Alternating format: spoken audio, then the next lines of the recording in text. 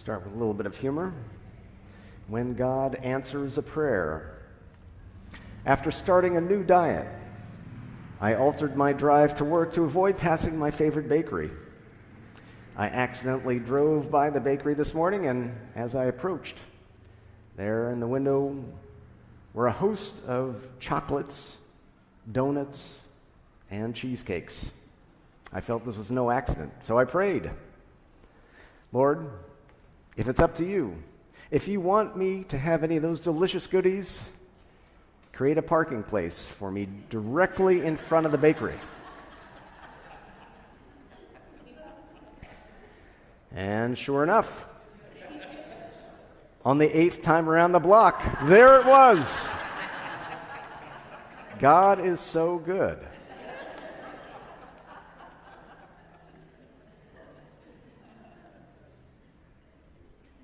Drawing a picture of Jesus. A kindergarten teacher was walking around her classroom while her students drew pictures. One little girl was scribbling so intently that the teacher asked what she was drawing. The little girl replied, "I'm drawing a picture of Jesus." The teacher said, "Oh, honey, nobody really knows for sure what Jesus looked like." The little girl, without missing a beat, responded, "They will in a minute."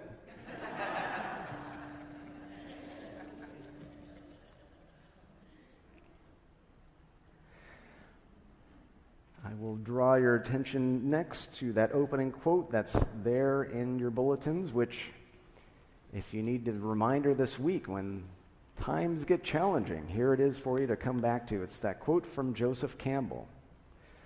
"Find a place inside where there's joy, and the joy will burn out the pain." That place of joy. It's a good one. And that really could be the essence of the sermon. We could just go on our merry way, but we got more. We've got a little bit more. I'll add to that. As if you've been here before, you know I like to draw upon some of the writings from Richard Rohr. And today he's got something that relates to the message having to do with how we can feel love, how we can experience someone else's joy as our own. And he has this from Tuesday, May 1st, about the mirroring gaze, that connection we can share. As I shared earlier this month, infants see themselves mirrored in their caregiver's eyes. This gaze begins to form mirror neurons that are thought to be the physiological basis for empathy. Babies and children who receive loving mirroring and modeling can grow into adults capable of I-thou relationships, tenderness and closeness with other beings and with God. James Finley sees the brain activity shown by parts of the brain, quote, lighting up during the moments when a baby and a parent are mirroring each other as similar to what happens in the exchange of the divine and human gazes. When God gazes at us, we gaze at God, we light up. And God lights up with joy of being recognized by the one that God created in God's own image and likeness for the very sake of this recognition. It's a state of visceral, emotional, intimate communion, a tender recognition of oneness that we might rest in it, resting in us, resting in this communion in each other, as each other, through each other, beyond each other, and in this endless interconnectedness of life itself, of love.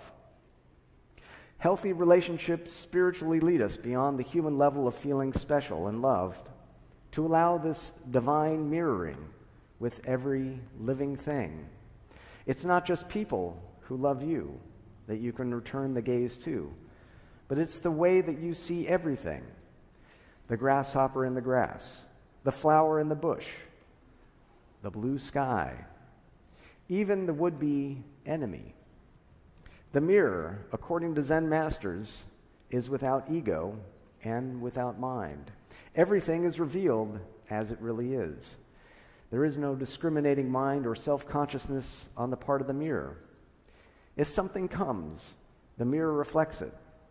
If the object moves on, the mirror lets it move on. The mirror is always empty of itself and thereby able to receive the other. The mirror has no preconditions for entry or acceptance. It receives and reflects back what is there. Nothing more and nothing less. The mirror is the perfect lover and the perfect contemplative. If we are to be a continuation of God's way of seeing, we must, first of all, be mirrors. We must be no thing so that we can receive something. To love demands a transformation of consciousness, a transformation that has been the goal of all saints, mystics, and gurus. And the transformation of consciousness is this: we must be liberated from ourselves, which is done by somehow becoming the other. Think of Paul's famous, "I live no longer, not I, but with the life of Christ who lives in me." That's from Galatians 2, verse 20. This is not fantastic religious poetry. It is the heart of the experience of human and divine love. What we allow ourselves to see is what we eventually become. The Jewish scholar Martin Buber, who lived 1878 to 1965, said that the modern world has mostly entered into an I-it relationship with reality, when we were in fact created for a constant I-thou relationship. The I-thou relationship is an attitude of reverence and mutuality in which we encounter people, things, and events as subject to subject, knowing and being known, giving and receiving, taking insofar as we can also surrender. In this fully mature state, those in I-thou relationships refuse to objectify anything or anyone, but always allow things and people to be a fellow subject, even those they might dislike.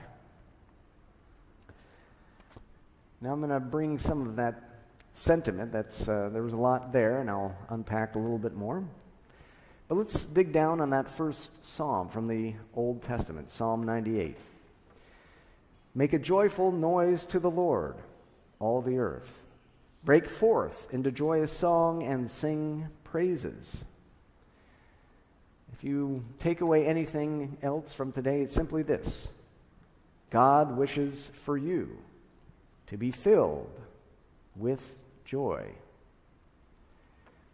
Not just a tiny amount, some amount that might come and go, but so much joy that you are so filled with that you want to share that joy. It overflows. You want to share your joy with another.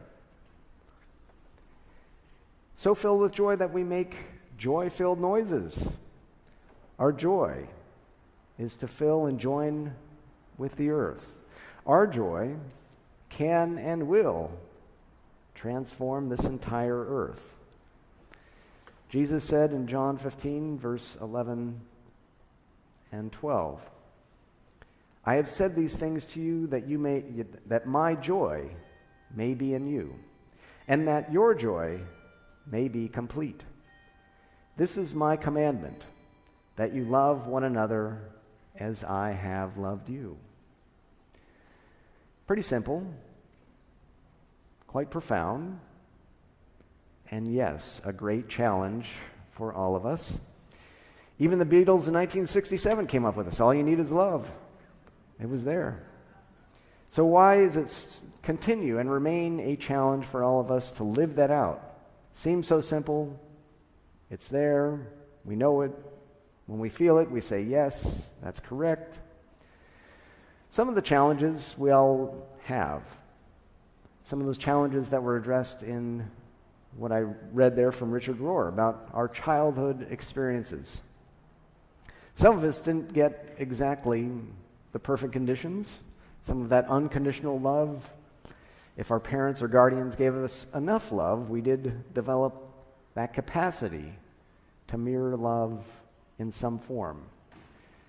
We've developed those mirror receptors in our developing brains and minds that Whatever love we did receive, we can reflect back. We can also enter into that. The second part is the challenge of an I-thou relationship. And as I just mentioned in there, the challenge and the observation about the I-it. What is an I-it relationship? The I-it is that relationship we have to all those things in our life that, well, they're not another human. They are things. They can be possessions. Another way of phrasing it in fancy language, it's called the mimetic desire. Think of a mime. A mime does things and we see it. It's been called various things over the years, keeping up with the Joneses. Someone on our block gets a fancy new car and we look at our own car and we say, oh, mine is not enough. I have an I-it relationship. And it's not related to the individual that may be the owner of that vehicle. It's not entering into their joy with them about what they acquired. The I-it. It's challenging that notion of how we hold relationship to those things in our life. Moving into a deeper relationship forces us into relationship with, quote, the other. That is the I-thou. And if we're going to have that flourish, that's when we realize that at a deeper level, not only are we all connected to one God, ultimately, we're all connected to one another, but that gets to the heart of what today's message is, which is, if I can experience joy in the joy that you're experiencing, I've entered into I-thou relationship. It's not about me. It's about us. It's a powerful experience. If you've ever had that, it's easy if you do have children and their joy makes you happy, right? That's an easy one. When they're happy, you're happy. It's harder with other adults. In fact, sometimes it goes the other way. You get into really big sports teams, you get happy when the other team loses, right? There's a little bit of that. This is something deeply spiritual. It could be out there today. It could be something you put into practice right now. Maybe someone around you is smiling and enjoying it, and you can maybe try and enter into that joy with them. But it's easy as well, especially on a Sunday when everyone's not as frantic running around with the busyness of the work week. Could simply be observing people hiking, biking, walking, enjoying the beach. As you go about this day, see if you are able to recognize within you either the judgment about someone else doing something that you might want to be doing and you go, hey, I want to be doing that. How come I'm not that person? See if you can shift something within you. It may appear very subtle, but it's a massive spiritual shift that I invite you to entertain again and again, which is, hey, that person looks like they're having a good time. They're enjoying what they're doing. And if you could feel some joy welling up in your observation of someone else having joy, that is divine love. That is no longer you and this other person, some other thing. That is deeper and wiser and more powerful, entering into that relationship of the I-thou. That's what it takes to enter into spiritual maturity. It is simple and yet very profound. Feeling someone else's joy as your own joy. Swedenborg says that. That's why I read that quote. Love consists in this, that its own should be another's, to feel joy of another as joy in oneself. That is loving. And it gets right at the mandatum, the mandate that Jesus gave us to love one another. So we're going to be sharing Holy Communion here in a few minutes, and another opportunity to enter into that I-thou relationship, to bring that sacred more fully into our being, to have communion with one another, with ourselves, with our neighbor, with our God, to bring more of that divinity within us, to strengthen that relationship.